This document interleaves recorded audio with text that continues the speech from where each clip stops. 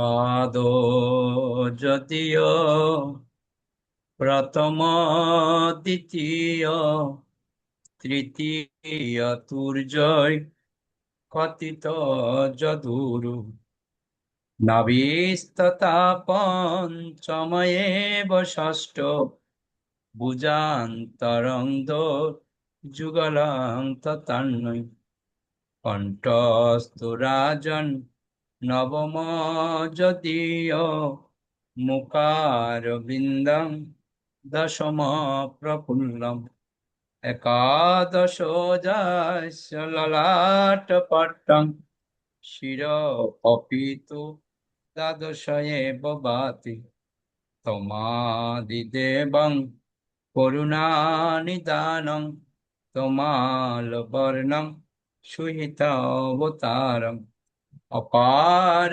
সংসার সমুদ্র সেতুং ভজামহে ভাগবত স্বরূপম। ওম নমো ভগবতে বাসুদেবায়। ওম নমো ভগবতে বাসুদেবায়। ওম নমো ভগবতে বাসুদেবায়। নারায়ণং নমস্কৃত্যং নরং চৈব নরোত্তমং দেবীং সরস্বতীং ব্যাসো ততো জয়মুদিরেৎ।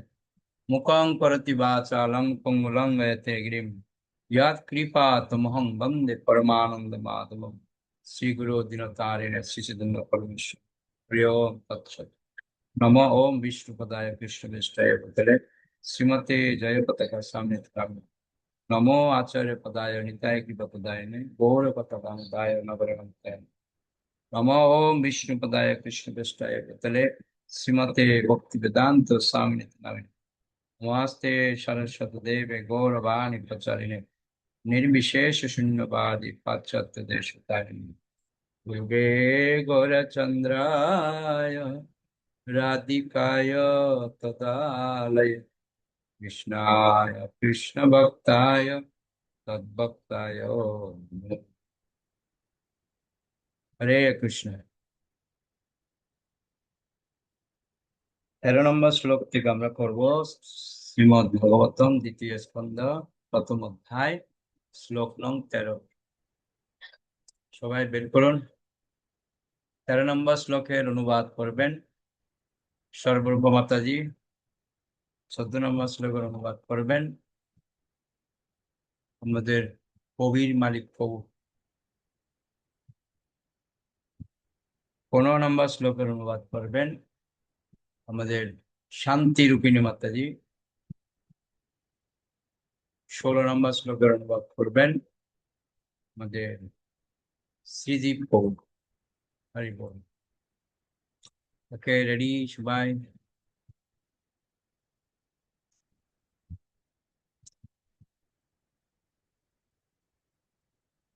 তেরো নম্বর শ্লোকটা প্রসিদ্ধ শ্লোক, ভক্তদের জন্য মনে রাখা দরকার।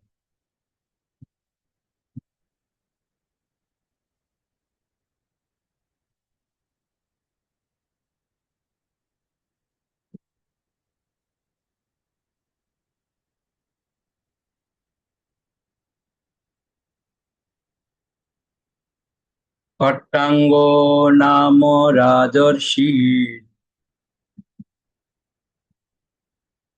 জ্ঞাতেয়তামিহাংস মুহূর্তাৎ সর্বম সৃজ্য গতবানভয়ম পরি। অনুবাদ করো। হরে কৃষ্ণ প্রভু প্রণাম। অনুবাদ। রাজর্ষি কট্টাঙ্গ যখন জানতে পারলেন যে তার আয়ুর আর এক মুহূর্ত মাত্র অবশিষ্ট আছে, তিনি তৎক্ষণাৎ সমস্ত জড়জাগতিক বিষয় পরিত্যাগ করে শ্রীহরির অভয় পদে শরণাগত হয়েছিলেন। হরে কৃষ্ণ। পরীক্ষিত মহারাজ জানতে পেরেছিল 7 দিন,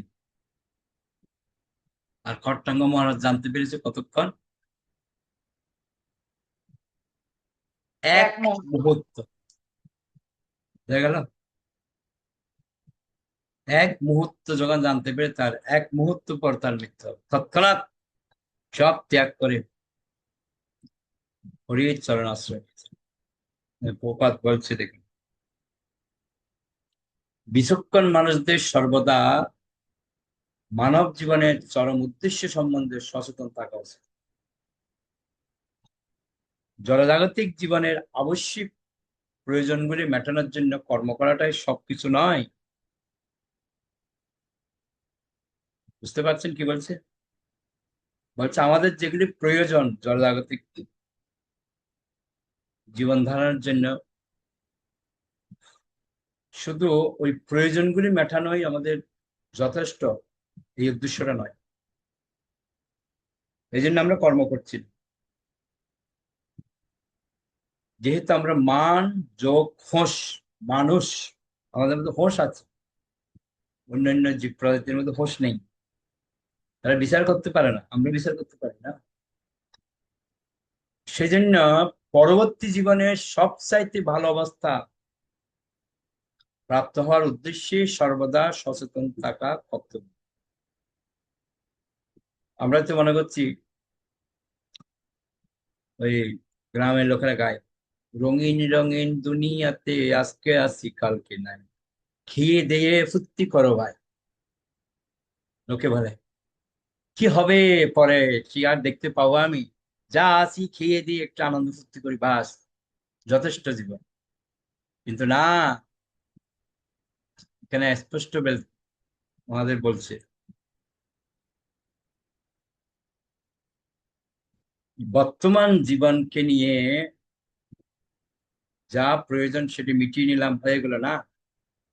আমাদের চিন্তা করতে হবে, পরবর্তী জীবনের চিন্তা আমাকে করতে হবে। সেই পরম উদ্দেশ্য সাধনের জন্য নিজেদের প্রস্তুত করাটাই মানব জীবনের উদ্দেশ্য। আমি যে মৃত্যুর পর কি হবে সেটা আমাকে চিন্তা করতে হবে। এই জীবন তো হয়ে যাচ্ছে, পরবর্তী জীবনটা কি হবে, এটাই চিন্তার বিষয়। ওই জন্য এখানে যে মহারাজ খট্টাঙ্গের কথা উল্লেখ করা হয়েছে, তিনি ছিলেন একজন রাজস্বী। মহারাজ খট্টাঙ্গ একজন রাজস্বী ছিলেন, কেননা তা রাজ্য শাসনের অত্যন্ত গুরুত্বপূর্ণ দায়িত্বে নিযুক্ত থাকা সত্ত্বেও তিনি কখনো জীবনের প্রকৃত উদ্দেশ্য সম্বন্ধে বিস্মিত হন। উনি রাজা ছিলেন, কিন্তু রাজা হওয়া সত্ত্বেও ঋষির মতো আচরণ করতেন। বলা হয়, রাজা হইয়ে যিনি ঋষির মতো আচরণ করেন তাকে বলা হয় রাজস্বী। আমরা এক কথায় প্রকাশ করতাম।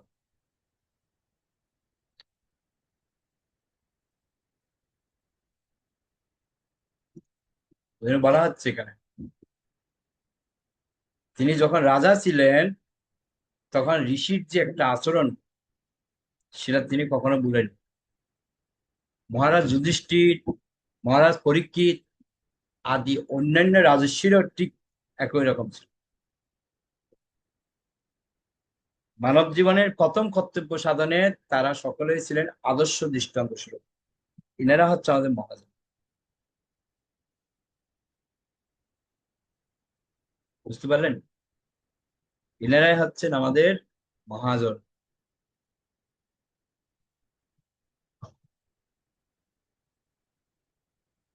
বুঝতে হবে,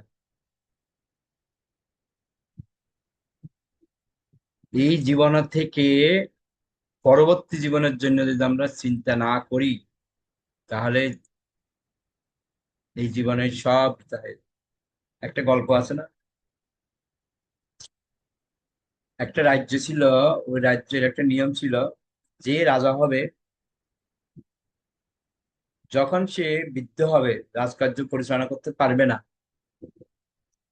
তখন তাকে বনবাসে দিয়ে আসা হয়। বনবাসে, বনবাসটা কোথায়, ওখান থেকে অনেক দূরে একটা জঙ্গল আছে, ওই জঙ্গলের মধ্যে ছেড়ে দিয়ে আসা হয়। এটা ছিল নিয়ম, বনবাসে দিয়ে আসতো। তো বৃদ্ধ বয়সে বনবাসে যাওয়া কি কঠিন, কি কষ্ট। তো এরকম নিয়ম ছিল আর সেই নিয়ম পরিচালিত হয়ে আসছে। তো এক পর্যায়ে কেউ রাজা হতে চাইছে না, সবার মনে একটা ভয়, না বৃদ্ধ বয়সে কোন জঙ্গলের মধ্যে ছেড়ে দেবে, তারপর ওখানে কি হবে, না বাবা হবে না। তো একজন বিজ্ঞ ব্যক্তি, তিনি তার গুরুদেবের সাথে আলোচনা করছেন, পণ্ডিত ব্যক্তি, বলছে, গুরুদেব, এই যে একটা নিয়ম রয়েছে যে বৃদ্ধ বয়সে তাকে বনবাস দেবে, তো ওখানে তার মৃত্যু হয়ে যাবে। বলছে হ্যাঁ হবে তো। বলছে এর কোনো বিকল্প প্রতিকার নেই? তো গুরুদেব বলছে হ্যাঁ আছে। বলছে, সেটা কি? বলছে সেটা হচ্ছে, তুমি যদি তোমার আসনের প্রতি আসক্ত না হও তাহলে সমস্যা নেই। সেটা কিরকম? সেটা কিরকম তোমাকে আমি এখন কি করে বুঝাবো? তুমি আগে তো রাজা হও, তারপর বুঝতে পারো। তো গুরুদেবের ভরসায় সে বলছে, এইবারে রাজা আমি হতে চাই। তখন বলছে, রাজা তো হবে ঠিক আছে, কিন্তু তুমি নিয়ম সব জানো তো? বলছে হ্যাঁ। বৃদ্ধ বয়সে বনবাস পাঠিয়ে দেবে? বলছে হ্যাঁ। তো যথারীতি রাজা হয়েছে। তো রাজা হবার পর পরেই গুরুদেবের সাথে দেখা করতে আসে, গুরুদেবকে প্রণাম করলো, গুরুদেব খুব খুশি হয়েছে। তো গুরুদেব বলছে, যাও ঠিক মতো রাজ্য শাসন করো। খুব ভালো রাজ্য শাসন করছে। তো আস্তে আস্তে যখন 5 বছর 10 বছর হয়ে গেল, তখন তার মনের মধ্যে ভয় ঢুকছে আস্তে আস্তে। কি ভয়? না আমাকে তো বনবাসে যেতে হবে। তো একদিন গুরুদেবের কাছে গেছে, গুরুদেব একটা প্রশ্ন আমার। কি প্রশ্ন? বলছে, যখন আমি রাজকার্য পরিচালনা করতে পারবো না, তখন আমাকে বনবাস দেবে, তখন আমার কি গতি হবে? ওখানে তো আমাকে তো বাঘ শ্রীগাল ওরা তো খেয়ে আমাকে শেষ করে দেবে। বলে দেবে, তোমার কর্ম যদি খারাপ হয় তাই হবে। বলে, আমার জানা মতো আমি খারাপ কর্ম করছি না। তাহলে ভালো, ভগবান দেখবে। বলছি গুরুদেব, আপনি তো অন্তর্যামী, আপনি আমাকে কিছু দিক নির্দেশনা দিন, আমি কি করবো? বলছে তাহলে একটা কথা শোনো,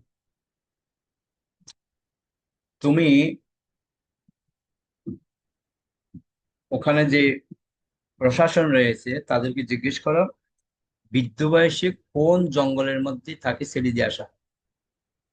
তো তারপর ওটা জেনে নাও, আর জেনে তুমি একবার দেখে আসো জঙ্গলটা কিরকম।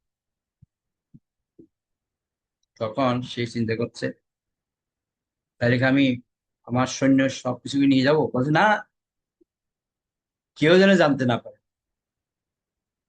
তুমি জানবে আর তোমার কিছু প্রিয় ব্যক্তি যাকে তুমি বিশ্বাস করো তাকে নিয়ে যেতে, কিন্তু প্রশাসন নিয়ে যাবে, কেউ যেন বুঝতে না পারে। তখন ছদ্মবেশে রাজা ওই পারে গিয়েছে যেখানে বনবাস হবে ওখানে। তো ওখান থেকে পাশের যে গ্রাম থেকে কিছু লোক তারা ভাড়া করে নিয়েছে কাজ করার জন্য, তাদেরকে সামনে নিয়ে রাজা গিয়েছে। গিয়ে দেখে কি জঙ্গল, গভীর জঙ্গল, আর এদিকে হচ্ছে নদী, বিশাল নদী, নদীর ওপারে হচ্ছে পুরো জঙ্গল।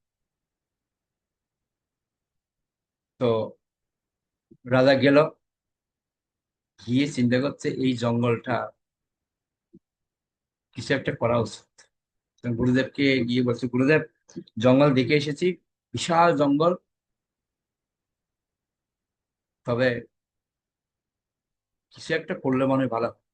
তখন গুরুদেব বলছে, তুমি প্রত্যেক মাসে 2বার করে রাজকার্য থেকে ছুটি নেবে, ছুটি নিয়ে তুমি অবসর থাকবে, বা আমি 2 দিন একটু রেস্ট করবো। তুমি রেস্টের নাম করে তোমার বেশ চেঞ্জ করে তুমি ওই বনবাসের জায়গার মধ্যে গিয়ে ওখানে বসতি স্থাপন করো। তাদের লোক পাবো থেকে, বলবে দূরের থেকে কিছু লোক তুমি ওখানে নিয়ে যাবে, তাদেরকে ওখানে কাজ দেবে, তাদের থাকার ওখানে ঘর দেবে, খাওয়ার সমস্ত ব্যবস্থা দেবে, দেখবে লোক অটোমেটিক্যালি বসবাস করবে। ঠিক আছে গুরুদেব, আপনার কথা শিরোধার্য।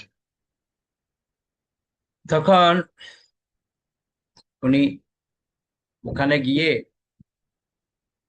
কিছু লোক নিয়ে পরিষ্কার পরিচ্ছন্ন করে খুব সুন্দর একটা বাড়ি বানিয়েছে, প্রাসাদ বানিয়েছে ওনার জন্য। তারপর প্রজারা থাকার জন্য কিছু ঘর বানিয়েছে, চাষ করার জন্য জমির ব্যবস্থা করেছে। তো অর্থ কিছু দিয়ে তিনি ওখানে সুন্দর একটা পরিবেশ তৈরি করেছে।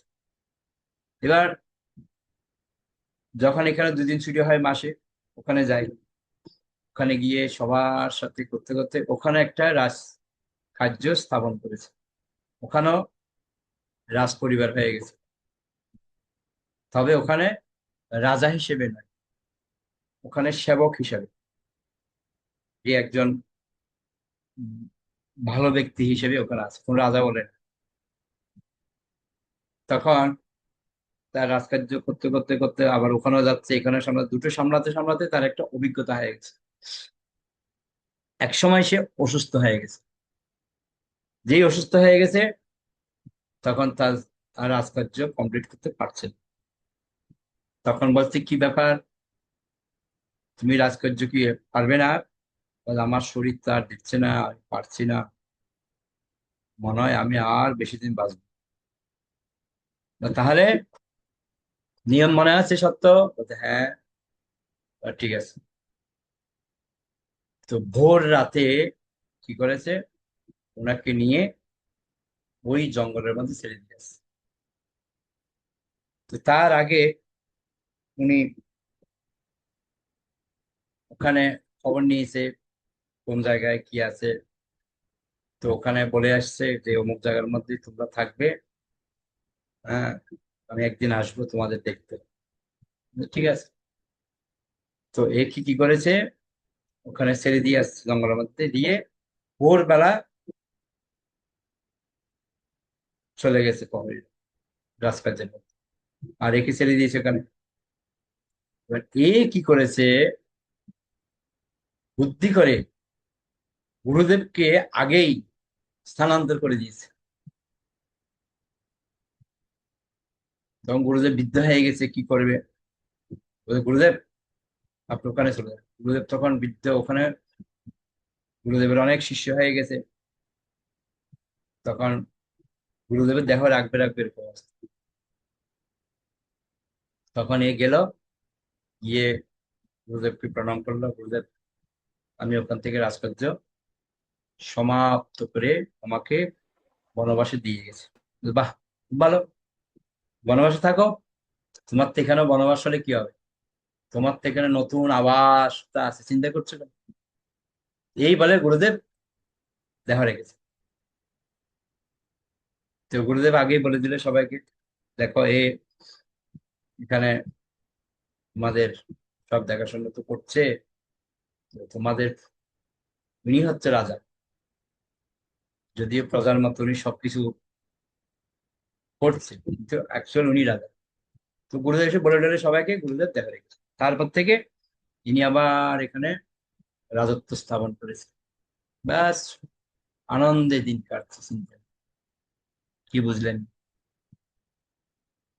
ওই পারে থেকে এই পারের জন্য সব রেডি করে রেখেছে। এটাই হচ্ছে বুদ্ধিমানের কাজ। বুঝা গেল?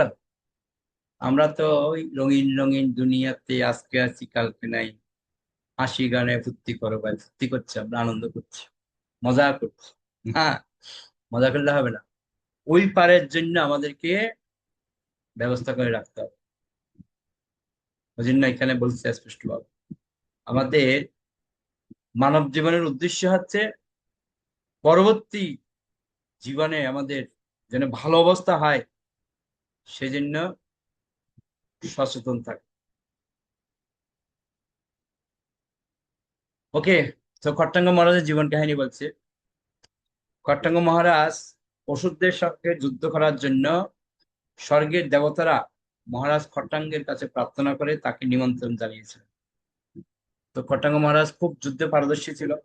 তো দেবতা আর অসুরদের যখন যুদ্ধ হচ্ছিল, ওই যুদ্ধের মধ্যে নিমন্ত্রণ করেছে দেবতারা। যে আপনি একটা আমাদের সাথে উম, আসবেন, আমাদের পক্ষ হয়ে যুদ্ধ করবেন অসুরদের সাথে। তো খট্টাঙ্গ মহারাজ রাজি হয়েছে। খট্টাঙ্গ মহারাজ দেবতাদেরকে বিজয় প্রদান করেছে। প্রবল বিক্রমের সঙ্গে যুদ্ধ করে মহারাজ খট্টাঙ্গ স্বর্গের দেবতাদের সন্তুষ্টি বিধান করেছিলেন। সমস্ত অসুরদেরকে হারিয়ে দিয়েছে, দেবতারা জয়লাভ করেছে। এতে দেবতারা কি খুশি সবাই। খট্টাঙ্গ মহারাজের প্রতি প্রসন্ন হয়ে স্বর্গের দেবতারা তাকে কোনো বর দিতে চান। তোরা বলছে খট্টাঙ্গ মহারাজকে, বলেন আপনি কি বর চান, আমরা আপনাকে বর দিতে চাই। কিন্তু খট্টাঙ্গ মহারাজ যেহেতু ভক্ত, তো তার জীবনের পরম কর্তব্য সম্বন্ধে অত্যন্ত সচেতন থাকার ফলে দেবতাদের জিজ্ঞেস করেছিলেন যে তিনি আর কতদিন জীবিত থাকবেন। বুদ্ধিমানের প্রশ্ন দেখ। দেবতাদের বলছে, আচ্ছা বলুন তো, আমার আয়ু আর কতক্ষণ আছে বা কতদিন আছে।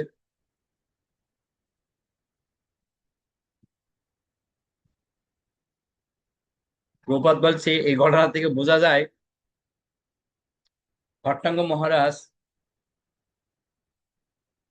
খট্টাঙ্গ জাগতিক সুস্বাচ্ছন্দ্য লাভের জন্য স্বর্গের দেবতাদের কাছ থেকে বর গ্রহণ করতে আগ্রহী ছিলেন।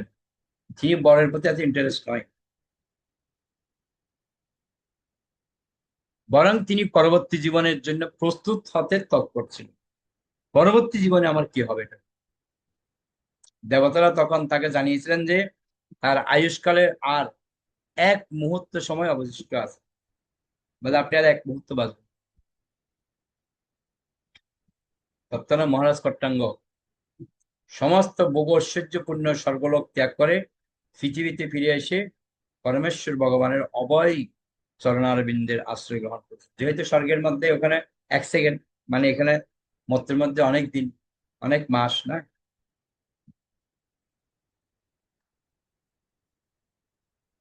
তো উনি এখানে ফিরে আসছে।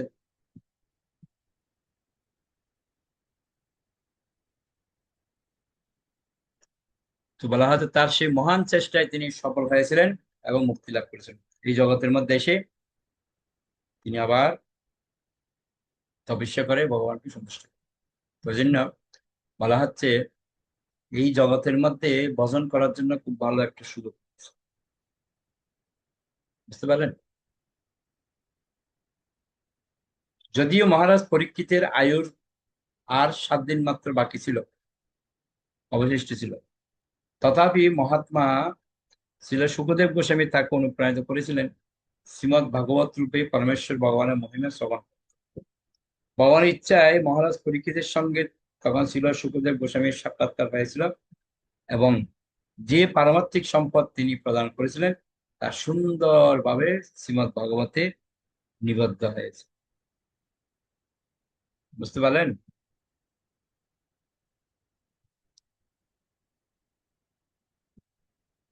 খট্টাঙ্গ মহারাজ যেরকম জীবনের উদ্দেশ্য বুঝতে পেরেছে, তা আমাদেরও সেরকম অবস্থা। আমরা তো সকালে একরকম, বিকেলে একরকম, পাল্টি তো খাওয়া। এক এক মুহূর্ত মানে কতটুক সময় হতে পারে? ক্যালকুলেটর মানে দেখতে হবে এক মুহূর্তে হিসাব। স্বর্গের স্বর্গের আর মর্তের মধ্যে কি ডিফারেন্স দেখতে হবে। এটা পেয়েছি, এখানের একদিন মানে দেবতাদের একদিন মানে এখানে 6 মাস, আর এক রাত মানে বাকি 6 মাস। তার মানে বুঝতে পারছেন, আর বুঝাতে হবে না আপনাকে, ওটা ক্যালকুলেট করতে হবে। উনি স্বর্গ থেকে এখানে আসছে বলে টাইমটা বেড়ে গেছে।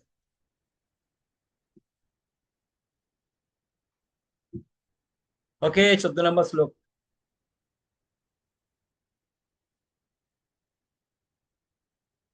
তবা পিতরিহি পৌরব্য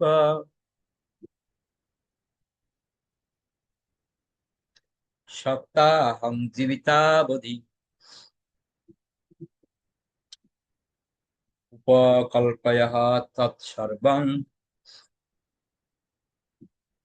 তাবৎ সাম্প্রদায়িকম। অনুবাদ করুন। হরে কৃষ্ণ প্রভু প্রণাম।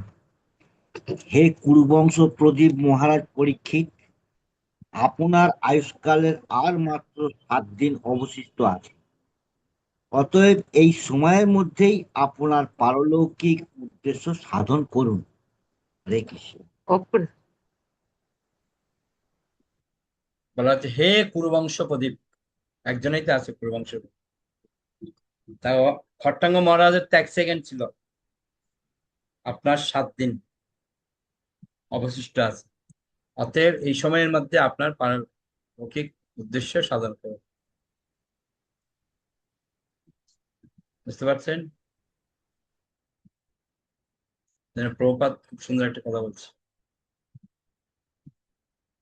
যিনি অতি অল্প সময়ের মধ্যেই পরবর্তী জীবনের জন্য নিজেকে প্রস্তুত করেছিলেন, সেই মহারাজ খট্টাঙ্গের দৃষ্টান্ত প্রদর্শন করে শুকদেব গোস্বামী মহারাজ পরীক্ষিতকে এই বলে উৎসাহিত করেছিলেন যে তার জীবনের আর 7 দিন মাত্র অবশিষ্ট আছে এবং তিনি অনায়াসে সেই সময়ের সদ্ব্যবহার করে পরবর্তী জীবনের জন্য নিজেকে প্রস্তুত করতে পারেন। এই লাইনটা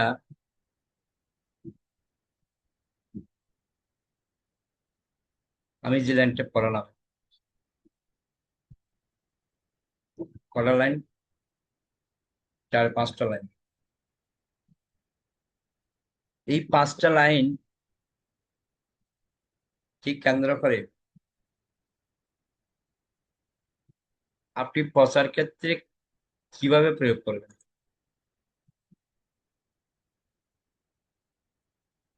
বলেন, কে বলতে চান? প্রচার ক্ষেত্রে কিভাবে প্রয়োগ করবেন?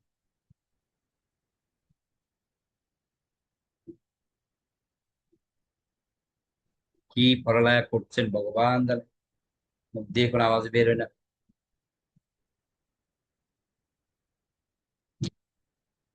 ওটা না ওই ঠিক হয়েছে। হরে কৃষ্ণ প্রভু, আমার তো হাত ওঠেনি প্রভু, আমি বলবো? বলেন। হরে কৃষ্ণ প্রভু প্রণাম। প্রভু, আমরা এই যখন পরীক্ষিত মহারাজের কথা যখন বলবো, তখন আমরা এই খট্টাঙ্গ আমরা মহারাজ। নয়, প্রচার ক্ষেত্রে প্রয়োগ হ্যাঁ, মানে আমরা হয় হ্যাঁ, না। হ্যাঁ প্রভু, যখন পরীক্ষিত মহারাজের কথা যখন আমি প্রচার করব কোনো জায়গায়, তখন আমি এই খট্টাঙ্গ মহারাজের মানে এটা আমি উদাহরণ দিতে পারবো। যে পরীক্ষিত মহারাজ যখন বললেন যে আমার তো আর 7 দিন হাতে আছে, তখন বললো 7 দিন তো অনেক সময়। খট্টাঙ্গ মহারাজ 1 মুহূর্ত সময় পেয়েছিল। এই 1 মুহূর্তের মধ্যে উনি স্তব জপ করে ভগবানের সমস্ত কিছু করে ভগবান ধামে গিয়েছিলেন। আমি এইটা আমি প্রচারের ক্ষেত্রে বলতে পারি। হরে কৃষ্ণ প্রভু প্রণাম। অনেক ধন্যবাদ। উজ্জ্বলা মাতাজি। হরে কৃষ্ণ প্রভু প্রণাম।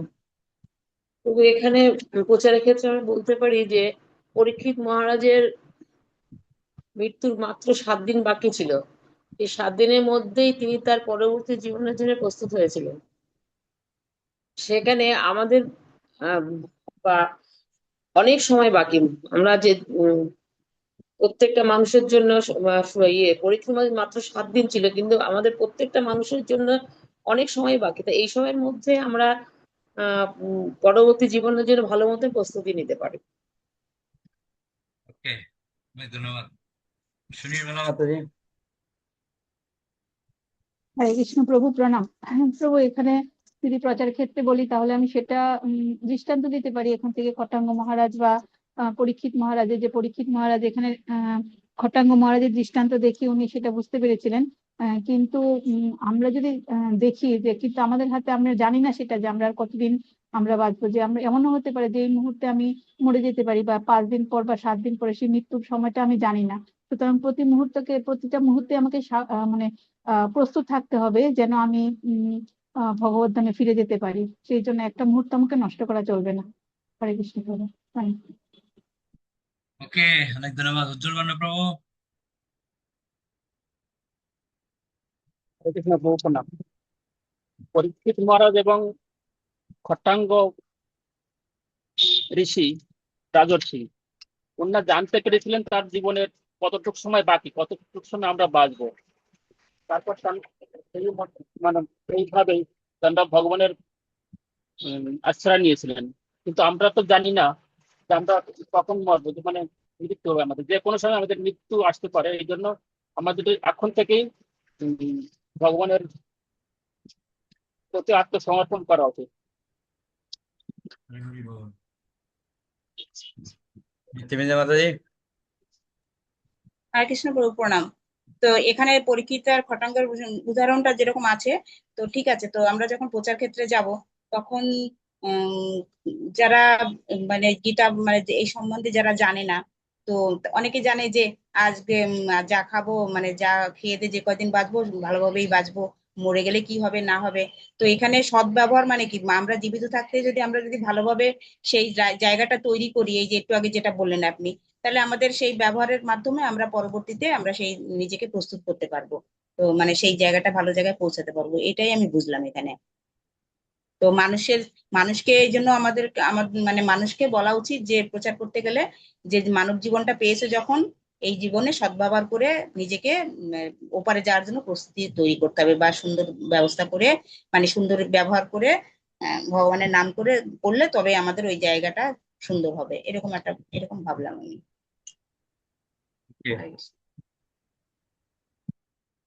তো এখানে স্পষ্টভাবে পরীক্ষিত মহারাজকে বুঝাচ্ছেন কে? সুখদেব গোস্বামী।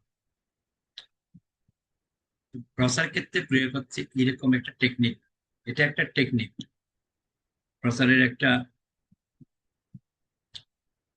সুন্দর একটা গাইডলাইন। যখন কোনো কথা বলতে হয়, অনেক সময় একঘেয়েমি যদি কথা আমরা বলি, হয়তো বুঝতে পারেন। ধরুন, কোনো একজন ব্যক্তির গল্প দিয়ে যদি বলা হয় হয় তো সুবিধা। তো সুখদেব গোস্বামী এই খট্টাঙ্গ মহারাজের উদাহরণ দিয়ে পরীক্ষিত মহারাজের মনোবলটাকে আরো বাড়িয়েছে। তো এই জন্য বলছি, পরোক্ষভাবে শিলা সুখদেব গোস্বামী মহারাজ পরীক্ষিতকে বলেছিলেন যে তিনি যেন তার জীবনের অবশিষ্ট দিনগুলিতে ভগবানের শব্দরূপী প্রকাশ বা বড় শব্দ ব্রহ্মের আশ্রয় গ্রহণ করেন এবং ভববন্ধন থেকে মুক্ত হন।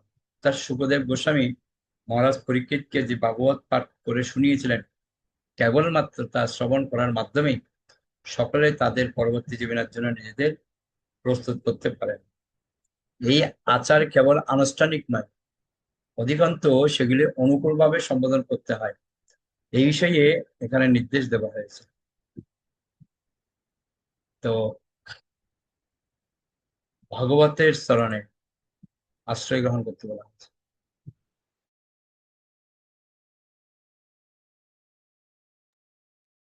তো এখান থেকে আমাদের শিক্ষা নেওয়া উচিত, খট্টাঙ্গ মহারাজ আর হচ্ছে পরীক্ষিত মহারাজ, তবে সবার কাছে ভাগবত পাঠ এটাই হচ্ছে সবথেকে গুরুত্বপূর্ণ একটা বিষয়, ভাগবত শ্রবণ। শ্লোক 15। অন্তকালে তু পুরুষ আগতে গত সাদশ চিন্দাদ সঙ্গ শস্ত্রেণ স্পৃহাং দেহুহনো যে চতম।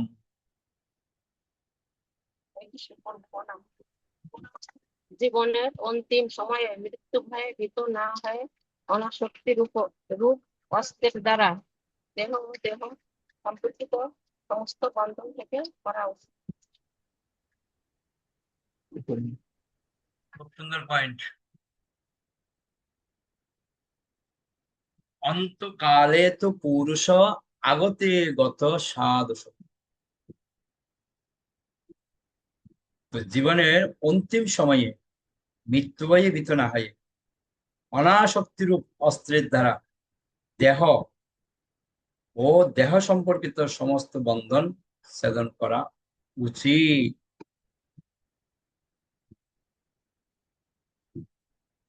বুঝতে পারলেন?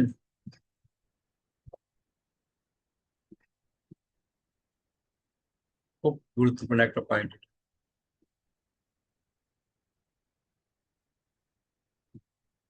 তাৎপর্যের মধ্যে বলছে বিশাল।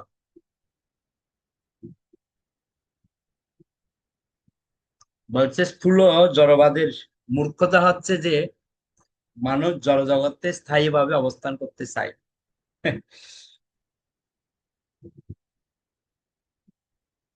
আচ্ছা, আমরা কে চাই না স্থায়ীভাবে থাকতে? কেউ আছে যে প্রভু আমি কালকেই এই জগৎ থেকে চলে যাচ্ছে? এরকম কোনো ব্যক্তি আছে? যদি থেকে থাকে, নিশ্চয়ই ঘরের মধ্যে কোনো ঝগড়া হয়েছে, ওই জন্যই চিন্তাটা করছে। বাস্তবে করবে না, যা শোনাচ্ছে, এরকম হতে পারে। বাস্তবিক অর্থে এরকম লোক পাওয়া খুব মুশকিল। কি, যে স্থায়ীভাবে থাকতে চায় না এরকম লোক বৃদ্ধ হয়ে যাচ্ছে, এখনো বাড়ির মধ্যে আশেপাশে যদি কোনো গাছ থাকে বা গাছে যদি ফুল ধরে থাকে, সবার আগে লাঠি নিয়ে কিন্তু বৃদ্ধরে আগে বেরিয়ে আসে। আমার গাছের ফুল নিবি তুই, কথা বলতে পারে, লাঠি নিয়ে চলে আসে। কালকে মৃত্যু হবে, কিন্তু আসক্তি, যেন মনে হচ্ছে যে আমার এটা, আমার গা, আমার সব ছেড়ে যাবে। হম, ছেড়ে যেতে কেউ চায় না। সবাই আমরা সাজিয়ে যাচ্ছি সুন্দর বাগান, সবাই সাজাচ্ছি, কিন্তু একটা দিন যে আসবে ছেড়ে যেতে হবে। ওই জন্য বলা যায় সাজান ভালো, খারাপ না, কিন্তু আসক্তি রাখা যাবে। আসক্তি রাখলে এই যত সব সমস্যা, তাহলে কিন্তু মেনে নিতে পারবেন না। আসক্তি যদি থাকে, অচিন্ত্য প্রভু বলুন। হরে কৃষ্ণ বাবু প্রণাম। বলছি ওই যে বুড়ির একটা গল্প আছে না, যে দুধ পাঠায় আর ও বলে না আমার নাতি হচ্ছে, নাতিটা একটু বড় হোক, ওই গল্পটা তো এখানে খাটবে। হম,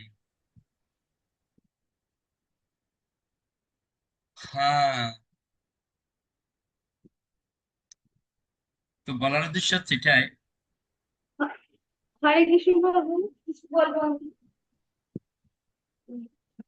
বলছি এইখানে আপনি বলছেন আসক্তি থাকতে না, এবার গাছটাই যদি আমি ভালো করে যত্ন না করি, সেই ফুলটাও তো মানে যতদিন আমার প্রাণটা রয়েছে, তাহলে গাছের থেকে ফুলটা তুলেও তো দিতে পারবো না, মায়া তো থেকেই যাচ্ছে। তো এইটাই কি আসক্তি? অবশ্যই আসক্তি আছে বলেই তো সব বাদ দিয়ে বসে আছি পাহারা দিয়ে, মানে থাকতাম না। কে, ওটা বলা হচ্ছে বৃদ্ধ হয়েছে, এখনো তার আসক্তি আছে। শুধু ওটা ওটা জাস্ট আমি একটা উদাহরণ দিলাম। বৃদ্ধ হয়েছে, বসে বসে সকালে পেপার পড়ছে, ভোরবেলা উঠে ঘুম থেকে উঠে মাত্র পেপার নিয়ে পড়ে যাচ্ছে, আসক্তি পেপারের। পেলে ভজন করুক, গীতা পড়ুক, ভাগবত পড়ুক না, ব্যাপারটাই ওর কাছে নেই। কেউ আছে টিভি চালিয়ে যে খবর শুনবে, ঘুম থেকে উঠে মাত্র খবর শুনবে কি হচ্ছে দেশে থেকে, আসক্তি। না জপ, না তপ, না তপস্যা, উহুম, কিছুই না।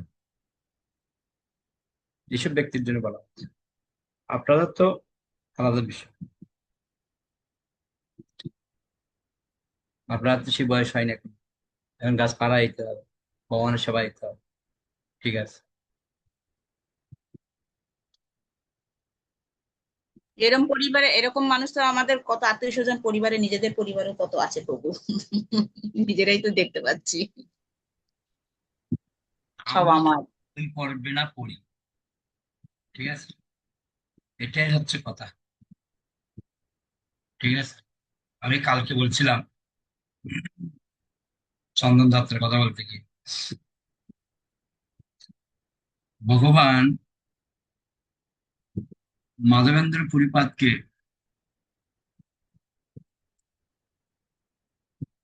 এমন একটা পরীক্ষার মধ্যে ফেললেন, কি পরীক্ষা না, মাধবেন্দ্র পুরীপাদ ছিলেন অযাচক বৃত্তি, কখনো কারো কাছ থেকে কিছু চেয়ে খান না, কেউ যদি দিয়ে যায় তাহলে। তো ওখান থেকে কি শিক্ষা পেলাম, না, ভগবান দেখছে তিনি তো অযাচক বৃত্তি, তাহলে ওনাকে এমন একটা কাজ দিতে হবে যে কাজটা ওনার দ্বারা অসম্ভব, দেখি উনি কি করে। প্রথমত হচ্ছে উনি বৃদ্ধ হয়ে গেছেন, অনেক বৃদ্ধ হয়েছেন, বয়স্ক। আর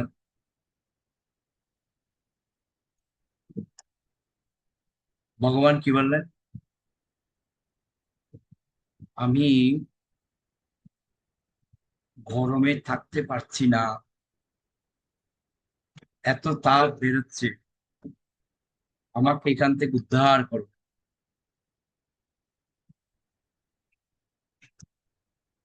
যেই কথা বললো, ব্যাস মাধবেন্দ্র পুরীপাদ সবাইকে নিয়ে সূর্যকুণ্ডের পাশে, সূর্যকুণ্ড মানে হচ্ছে আমাদের গিরি গোবর্ধন পর্বতের উপর। সূর্যকুণ্ডটা কেন হলো, যে ইন্দ্র যে অপরাধ করেছিল ভগবানের চরণে বৃষ্টি দিয়ে, তো তা তো অপরাধ হয়েছিল, তো সেজন্য ভগবান গালিকে খুব ভালোবাসেন না। তো লম্বা কাহিনী আছে। তো ইন্দ্র ব্রহ্মার কাছে গিয়ে বলছিল, ও আমার তো এরকম বড় অপরাধ হয়ে গেছে, কি করবো, ভগবানের কাছে কি মুখ নিয়ে যাব। তখন ব্রহ্মা বলছে, আমি তো ভুল করেছি, গিয়ে ক্ষমা চাইতে হবে। তবে ভগবান গাভীকে খুব ভালোবাসে, তো তুমি তোমার সুরভি গাভী নিয়ে যাও, নিয়ে অভিষেক করাবে ভগবানকে, দেখবি ভগবান ঠিক। তো জন্য ভগবানকে আমরা অভিষেক করাই না দুধ দিয়ে, তো সুরভি গাভীর অভিষেক করালো, ভগবান সন্তুষ্ট হবে। স্থানটা হচ্ছে কোথায়, সূর্যকুণ্ড। আর এর পাশেই হচ্ছে মাধবেন্দ্র পুরীপাদকে স্বপ্ন দেখিয়েছে, ওখানে গোপাল আছে। তো বলা হচ্ছে এই গোপাল যখন রাজারা আক্রমণ করছিল বৃন্দাবনের প্রতি, তো ওই সময় সমস্ত বিগ্রহগুলোকে সব সরিয়ে নেওয়া হয়েছিল, তো কিছু কিছু বিগ্রহ লুকিয়ে রেখেছিল, এসব জায়গায় রাখা হয়েছিল ওই সময়। যাই হোক, মাধবেন্দ্র পুরীপাদ ওখান থেকে তুলে মহোৎসব করে খুব সুন্দর আড়ম্বর সহকারে প্রোগ্রাম করেছে। প্রোগ্রাম করার পর যে বয়স্ক লোকটাকে ভগবান স্বপ্নে কি বলছে, আমার এত গরম লাগছে, আমি সহ্য করতে পারছি না। তখন তার এসি ছিল না,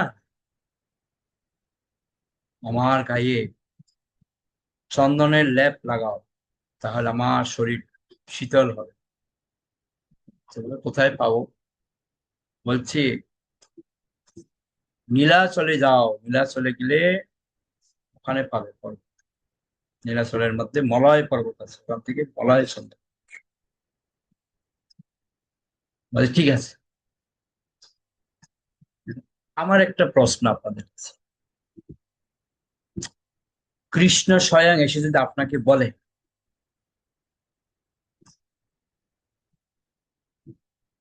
অচিন্তা যাও তুমি বাংলাদেশের এই জায়গা থেকে কিছু সন্ধান নিয়ে আসো, হেঁটে হেঁটে যাবে, কি উত্তর দেবেন ভগবানকে আপনি, বলেন। প্রণাম। বাংলাদেশে তো গেছি, অসুবিধা নেই, যেতে গাড়ি পারবো। নয়, হেঁটে হেঁটে। হেঁটেই যাবো, কি হয়েছে, এখন যায় না, প্রভু বয়সে দেখেছেন। না, বৃদ্ধ বয়সে হাঁটতে পারবেন না। লাস্টের দিকে চলতে হবে, তখন বলা হয়। ভগবানের কৃপা না হলে আমি কি করে যাবো? আমি ভগবানের আশীর্বাদ যদি পাই আমি এমনিই যেতে পারি। হুম, এই হচ্ছে বিষয়, ঠিক আছে? বুঝতে কি বলছেন? হরে কৃষ্ণ প্রভু প্রণাম। বলছি গিরিরাজের সাইডে সূর্যকুণ্ডটা কোথায়? আমি তো সূর্যকুণ্ড জানি অন্য সাইডে আছে, এইটাই জিজ্ঞাসা করছি। ওখানে গোবিন্দ কুণ্ড আছে দূরে আছে বা একটু, সাইডে হ্যাঁ, দূরে আছে একটু গোবিন্দকুণ্ড। ওকে, উজ্জ্বলা মাতাজি।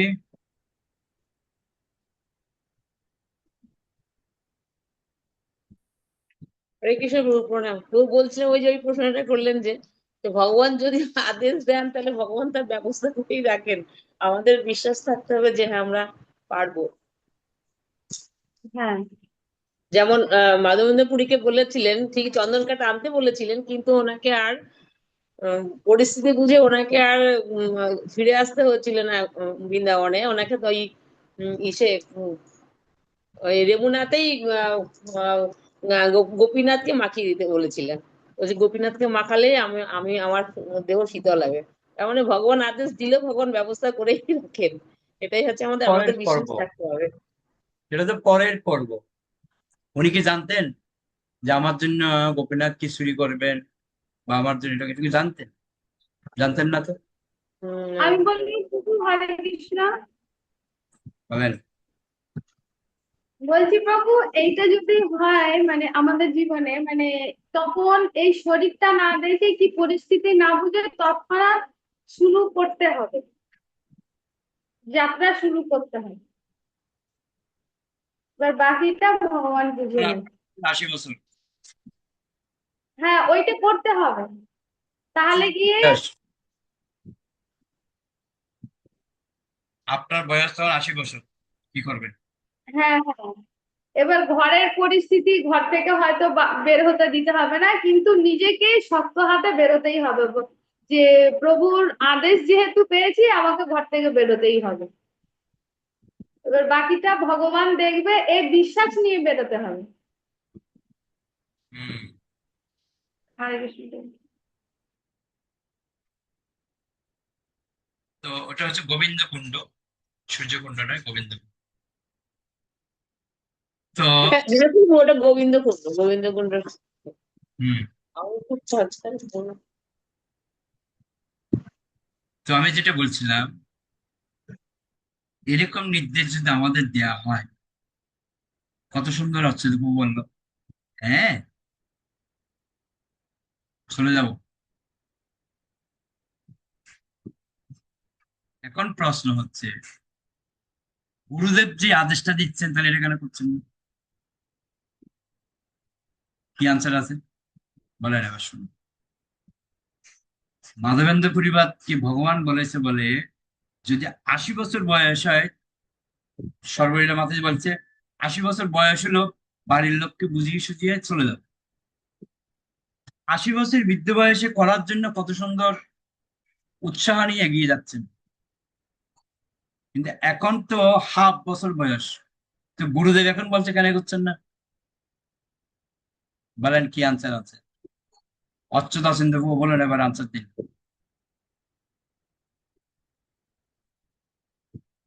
কি আনসার আছে? হরে কৃষ্ণ বাবু প্রণাম। আমি এতক্ষণ ধরে ভাবছিলাম এই কোশ্চেনটাই আপনি করবেন। তবু আমার সাধ্য মতন আমি চেষ্টা করি, যা যতটুকু আমার দ্বারা সম্ভব চেষ্টা করি, কিন্তু বলা হবে তুমি যাও অমুক জায়গাতে গিয়ে ওখানে প্রচার করো, কি করবেন? এটাই হচ্ছে মুখ্য বিষয়। চেষ্টা করবো। আপনাকে বলা হচ্ছে মেদিনীপুর যান, ওখানে গিয়ে প্রচার করুন, বলেন কি করবেন? যেতে হবে, গুরু মহারাজ যদি বলে আমি যাবো, অবশ্যই যাবো। আগামী সপ্তাহ থেকে প্রচারে চলে যাবেন মেদিনীপুর। জায়গা নেই, চেন না কোথাও। হ্যাঁ, এটাই হচ্ছে ব্যাপার। প্রপাত যখন তমাল কৃষ্ণ গোস্বামী মহারাজকে বলেছিলেন যাও প্রভুর তুমি হয়ে গেছে। প্রচার করো, চিনে না, জানে না। ঠিক আছে, এটা হচ্ছে ব্যাপার। তো এই মাধবেন্দ্র পুরীপাদ বৃদ্ধ বয়সে যখন উৎসাহ নিয়ে সেই বৃন্দাবন থেকে উড়িষ্যায় গিয়েছেন, বৃদ্ধ বয়সে হেঁটে হেঁটে, ওনার এই অবস্থা দেখে, উৎসাহ দেখে ভগবান নিজেই সবকিছু ব্যবস্থা করেছে। ঠিক আছে, এটাই হচ্ছে বলার উদ্দেশ্য। ঠিক আছে, তো এখানে এক কথাটা বলছি, যদিও সকলে জানে যে মূল্যবান মানবীয় শরীর দ্বারা মানুষ যা কিছু সৃষ্টি করেছে সেসব তাদের একদিন ছেড়ে চলে যেতে হবে। এই সুন্দর পৃথিবী ছেড়ে একদিন চলে যেতে হবে। তো বড় বড় রাজনীতিজ্ঞ, বৈজ্ঞানিক, দার্শনিক ইত্যাদি মূর্খেরা, যাদের আত্মা সম্বন্ধে কোনো জ্ঞানই নেই, মনে করে যে জীবনের কয়েকটি বছরেই সবকিছু এবং মৃত্যুর পর আর কিছু নেই। এই পৃথিবীর ক্ষুদ্র জ্ঞান সম্পন্ন তথাকথিত বিজ্ঞানী মন্ডলীয় মানুষের জীবনের শক্তিকে হনন করেছে এবং তার ভয়াবহ পরিণাম গভীরভাবে অনুভব করা যাচ্ছে। কিন্তু তা সত্ত্বেও মূর্খ জড়বাদীরা ভেবে দেখে না যে তাদের পরবর্তী জীবনে কি হবে। বুঝতে পারছেন? ওই জন্য শ্রীমৎ ভগবদ গীতার প্রাথমিক উপদেশ হচ্ছে কি, দেহিনহস্মিন যথা দেহে কৌমারং যৌবনং জরা তথা দেহান্তর প্রাপ্তি ধীরস্তত্র নম। কি উপদেশ? বর্তমান দেহের বিনাশের পরেও যে জীবের স্বরূপের বিনাশ হয় না সে সম্বন্ধে অবগত হওয়া। কেননা এই জড়শরীর তো কেবল আত্মার একটি বহিরাবরণ মাত্র। ঠিক যেমন পুরনো বস্ত্র পরিত্যাগ করে নতুন বস্ত্র পরিধান করা হয়, ঠিক তেমনই জীবেরও দেহের পরিবর্তন হয় এবং দেহের এই পরিবর্তনকে বলা হয় মৃত্যু। অতএব মৃত্যু হচ্ছে বর্তমান জীবনের শেষে দেহ পরিবর্তনের একটি পন্থা মাত্র। বুদ্ধিমান মানুষের অবশ্য কর্তব্য হচ্ছে সেজন্য প্রস্তুত হওয়া এবং পরবর্তী জীবনে যাতে এর থেকেও ভালো ধরনের শরীর পাওয়া যায় সেজন্য চেষ্টা করা। বুঝা গেল? বুদ্ধিমান মানুষের চিন্তাধারা কি হবে? বুদ্ধিমান মানুষের চিন্তা হবে পরবর্তী জীবনে একটা ভালো শরীর পায়। সর্বশ্রেষ্ঠ শরীর হচ্ছে চিন্ময় শরীর, যা ভগবত ধামে বা চিন্ময় লোকে ফিরে গেলে প্রাপ্ত হবে। এই স্কন্দের দ্বিতীয় অধ্যায়ে সেই বিষয়টি বিশদভাবে আলোচনা করা হবে। আমরা প্রথম অধ্যায় পড়ছি, দ্বিতীয় অধ্যায়ের মধ্যে আরো বিস্তারিত আলোচনা করব। তবে শরীরের পরিবর্তনের বিষয়ে মানুষের কর্তব্য হচ্ছে পরবর্তী জীবনের জন্য নিজেকে এখন থেকে প্রস্তুত করতে শুরু করা। আমি যে গল্পটা বললাম সেম কথাটা বলছি।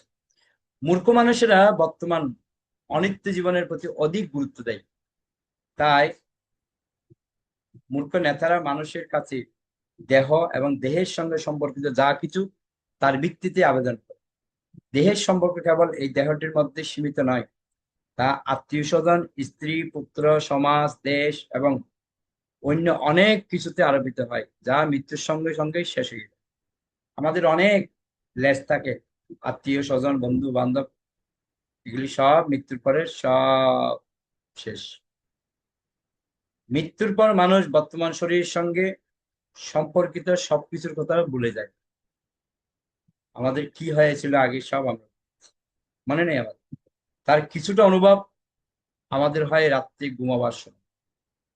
খুব সুন্দর কথা, এটা নোট করতে পারে। যখন আমরা ঘুমিয়ে পড়ি তখন দেহ এবং দেহের সঙ্গে সম্পর্কিত সবকিছুর কথা আমরা ভুলে যাই। যদিও সেই বিস্মৃতি সাময়িক, কেবলমাত্র কয়েক ঘন্টার জন্য।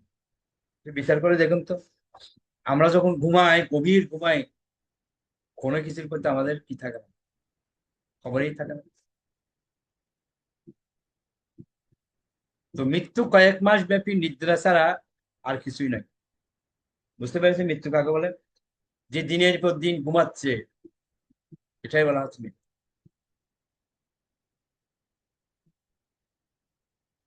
যার মাধ্যমে কোনো একটি শরীরের বন্ধন সূচিত হয় এবং সেই শরীরটি আমরা লাভ করি আমাদের আকাঙ্ক্ষা অনুসারে প্রকৃতির দান। এই দেহটা আমাদেরকে প্রকৃতি দিয়েছে, তাই এই শরীরের অবস্থানকালে আকাঙ্ক্ষার পরিবর্তন করা প্রয়োজন। আমাদের মৃত্যুর সময় যেটা আমরা চিন্তা করব পরবর্তী দেহটা সেটাই বলছে। এই শিক্ষা জীবনের যে কোনো স্তরে লাভ করতে শুরু করা যায়, এমনকি মৃত্যুর কয়েক মুহূর্ত পূর্বেও তা শুরু করা যায়। তবে সাধারণ পন্থা হচ্ছে জীবনের প্রাথমিক স্তরে ব্রহ্মচর্য আশ্রম থেকে শুরু করে ধীরে ধীরে গৃহস্থ, বানপ্রস্থ এবং সৈন্যের আশ্রম গ্রহণ করার মাধ্যমে তা লাভ করে। এই শিক্ষা যে সমাজে দেওয়া হয় তাকে বলা হয় বর্ণাশ্রম ধর্ম বা সনাতন ধর্ম, যা হচ্ছে মানব জীবনকে সম্পূর্ণরূপে সফল করার সর্বশ্রেষ্ঠ পন্থা। বুঝলেন? এই পন্থায় 50 বছর বয়স হলে সব রকম পারিবারিক, সামাজিক বা রাজনৈতিক বন্ধন পরিত্যাগ করতে হয়। আরো ভালো হয় যদি তারও আগে করা যায়। তাহলে 50 বছর বয়স যাদের হয়ে গেছে সবগুলি আস্তে আস্তে মন্দিরের দিকে আমাদের ঝুঁকা উচিত। মন্দিরের সেবা করতে হবে, মন্দিরের প্রতি আকর্ষণ করতে হবে, সংসারের দায়িত্ব ছেলে মেয়ের উপর দিয়ে নিজেকে আস্তে আস্তে গোটাতে হবে। বুঝতে পারলেন? কি আর বলবো, দুঃখের কথা। আমাদের তো বর্তমান সমাজ উল্টো চলছে। লোকে বিয়ে করছে 35 থেকে 40 বছরে, তাহলে সে আর কি করে সংসার ছাড়বে, তাই না? সে তার ছেলে মেয়েকে পড়ালেখা করাবে, বিয়ে দেবে, এই করতে হতে বাস। ওই জন্য বুদ্ধিমান ব্যক্তি হচ্ছে সেই যিনি আস্তে আস্তে এই সম্পর্কগুলি থেকে নিজেকে দূরে রাখে। কিসের মতো? পদ্মপত্র বিবম্বসা, পদ্মপাতার মতো। হ্যাঁ, ঘরে থাকবে ঠিক আছে, কিন্তু আস্তে আস্তে বিষয় বাসনা থেকে নিজেকে একটু একটু সরাতে হবে। বানপ্রস্থ এবং সৈন্যের আশ্রমের শিক্ষা দেওয়া হয় পরবর্তী জীবনের প্রস্তুতির জন্য। মূর্খ জড়বাদীরা জনসাধারণের নেতা সে যে পারিবারিক বিষয়ের সঙ্গে সম্বন্ধ বিচ্ছেদ না করে তাদের প্রতি আসক্ত থাকে এবং এভাবে তারা প্রকৃতির নিয়মের শিকার হয় ও তাদের কর্ম অনুসারে স্থূল জড়দেহ জড়শরীর প্রাপ্ত হয়। এই প্রকার মূর্খ নেতারা তাদের জীবনের শেষে সাধারণ মানুষের কাছ থেকে কিছু শ্রদ্ধা পেতে পারে, কিন্তু তার অর্থ এই নয় যে সকলের হাত পা দৃঢ়ভাবে বেঁধে রেখেছে প্রকৃতির যে নিয়ম তার থেকে রেহাই পাবে। হে হে, বুঝতে পারলেন? আমাদের হয়তো নেতা কর্মীরা হয়তো আমাদের একটা হাওয়া দিতে পারে, কিন্তু প্রকৃতি ছাড়বে না। ওই জন্য তাই সর্বশ্রেষ্ঠ পন্থা হচ্ছে স্বেচ্ছায় পারিবারিক, সামাজিক, রাজনৈতিক প্রভৃতি সমস্ত আসক্তি ভগবানের প্রেমী সেবায় রূপান্তরিত করা। এই যে আসক্তি যেগুলো, এটা ট্রান্সফার করে দিতে হবে ভগবান। তাহলে আপনি গৃহে থাকো, বনে থাকো, সদাহরি বলে থাকো, চিন্তা নেই। এখানে উল্লেখ করা হয়েছে যে সমস্ত পারিবারিক আসক্তির বাসনা পরিত্যাগ করা উচিত, উন্নততর বাসনা লাভের প্রচেষ্টা করা কর্তব্য। তা না হলে এই প্রকার কুৎসিত বাসনাগুলি পরিত্যাগ করা সম্ভব হবে না। বাসনা জীবের সঙ্গে অঙ্গাঙ্গিভাবে জড়িত, আমাদের বাসনা জীবনেও শেষ হবে না। আমি এই গত 2 বছর ধরে একটা জিনিস লক্ষ্য করেছি, আপনারা করেছেন কিনা যায়, পরিক্রমার মধ্যে আমাদের হনুমানের অবতার কে? কলিযুগে মুরারি গুপ্ত প্রভু। মুরারি গুপ্ত সিপারে যখন আমরা গিয়েছিলাম গত বছরও এবছরও, এই 2 বছরে ওখানে পাঠ দিয়েছে একজনই কি দিয়েছিল পাঠ? পরিব্রাজক স্বামী মহারাজ। 2 বছর হয়েছে পরম পূজ্য পরিব্রাজক সাহেব মহারাজের একটা কথা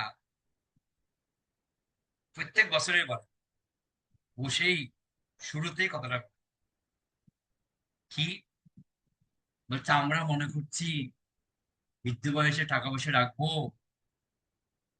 তারপরে আর কোনো চিন্তা নেই, শুধু ভগবানকে ডেকেই যাবো, ভগবানকে ডেকে যাবো, ভগবানকে।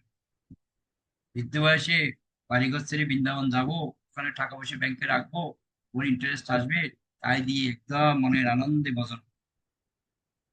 এই কথাটা আমার মনে পড়েছে মহারাজ। এখানে কি বলছে, আপনি যেটা চিন্তা করছেন সেটা নয়, কেন বাসনা, আপনার বাসনা যতক্ষণ না পরিত্যাগ না হচ্ছে এতক্ষণ তো আপনি ওখানে গেলেও বাসনা আপনার থাকবে। মানে বাসনা হচ্ছে আমাদের অঙ্গাঙ্গি ভাবে জড়িত, জীব নিত্য এবং তাই তার বাসনাও নিত্য, তাই মানুষ ইচ্ছা করা ছেড়ে দিতে পারে না, আমাদের ইচ্ছা ছাড়তে পারবে না। তবে একটা উপায় আছে, কি সেটা? তবে ইচ্ছার বিষয়বস্তু পরিবর্তন করা যায়। যেমন বলা হয় না, কাম কৃষ্ণ কর্মাপ্রণে, ক্রোধ সাধু বিদ্বেষী জনে, লোভ সাধু সঙ্গে পরিকথা। এগুলিকে কখনো ত্যাগ করা যায় না, কিন্তু এগুলিকে পরিবর্তন করা যায়। যিনি বলছে, তাই ভগবত ধামে ফিরে যাওয়ার বাসনা বিকশিত করা অবশ্য কর্তব্য, এবং তার ফলে জড় লাভ, জড় প্রতিষ্ঠা, জড় যশ ইত্যাদির বাসনাগুলি ভগবত ভক্তি বিকাশের মাত্র অনুসারে হ্রাস পেতে থাকে। জীবের কর্তব্য হচ্ছে সেবা করা, এবং সেই সেবার প্রবণতাকে কেন্দ্র করে তার সমস্ত বাসনা, রাষ্ট্রপ্রধান থেকে শুরু করে পথের নগণ্য ভিক্ষুক পর্যন্ত সকলেই কারো না কারো সেবা করছে। এই জগতে সেবা না করে আমরা কি থাকতে পারি? কারো না কারো সেবা করছে। এই সেবাভিত্তিক পূর্ণতা তখনই প্রাপ্ত হওয়া যায় যখন সেই সেবার বাসনা জড়বস্তু থেকে আত্মায় অথবা শয়তান থেকে পরমেশ্বর ভগবানের স্থানান্তরিত করা যায়। বুঝতে পারলেন? তো এই যে কথাগুলি বলছে না, বাসনার কথাগুলি, এই বিষয়গুলি যদি আপনি আরো বিস্তারিত জানতে চান, আপনাকে পড়তে হবে বৈষ্ণব কে বইটা, খুব সুন্দর ব্যাখ্যা রয়েছে। তো জন্য আমি চিন্তা করেছি রবিবার যখন আমাদের আচার এবং প্রচার ক্লাস হবে, আচার প্রচার ক্লাসের মধ্যে এই দুটো বইকে, 3টে বইকে আমি রাখবো। 3টে বই কি কি? একটা হচ্ছে মাধুর্য কাদম্বিনী, একটা বৈষ্ণবকে, একটা হচ্ছে বৈষ্ণব সদস্য। এই 3টে বইয়ের উপরে আচার হবে, আর এগুলির মাধ্যমে আমরা প্রচার কি করে করব সেটা আমরা জানা। তো আগামী রোববার থেকে শুরু করব আশা করছি। হ্যাঁ, তো যে কথাটা বললাম,